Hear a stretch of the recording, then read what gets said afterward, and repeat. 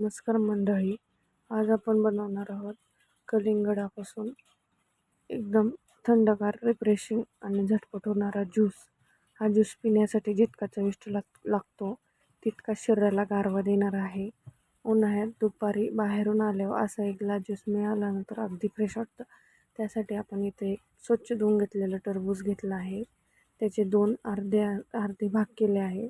एक भाग आपण घेतला आहे. त्यामधला गर आपण मिक्सरच्या भांड्यामध्ये काढून घेणार आहे आणि त्याला छान मिक्सरला फिरवून घेणार आहे. शक्यतो तुम्ही कलिंगड निवडताना लालसर आणि गोड चवीचं आणि पाण्याने भरलेलं घ्यावं, म्हणजे ज्यूसची चव अजूनच छान लागते.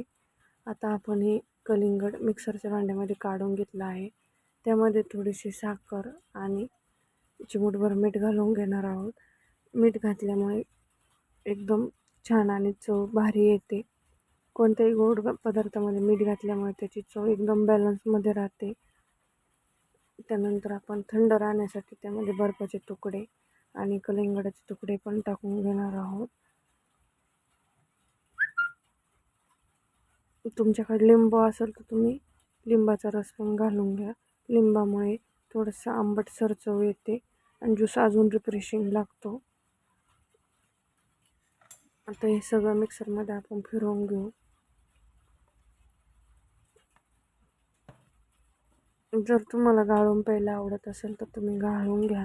नसेल आवडत तर एकदम तसाही नॅचरल टेक्स्चर असलेला ज्यूस पण खूप छान लागतो. वरून थोडेसे आपण बर्फाचे तुकडे घालणार आहोत. अशा पद्धतीने आपण गाळणीने गाळून घ्यायचं.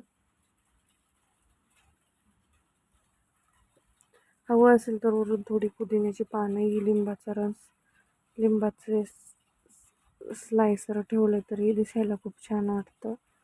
घरच्या घरी 2 ते 5 मिनटात तयार होणारा हा कलिंगडाचा ज्यूस उन्हाळ्यासाठी खरंच एकदम परफेक्ट आहे.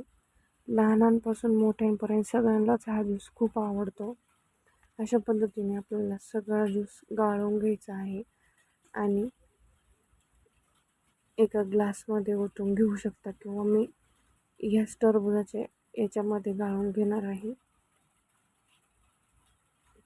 बाहेरचे कोल्ड्रिंक पिण्यापेक्षा घरचा असा फ्रेश ज्यूस केव्हाही चांगला, चवीलाही भारी आणि आरोग्यासाठी छान.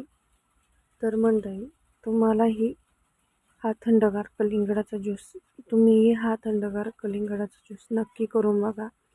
आणि व्हिडिओ आवडला असेल तर लाईक करा, शेअर करा आणि चॅनलला सबस्क्राईब करा.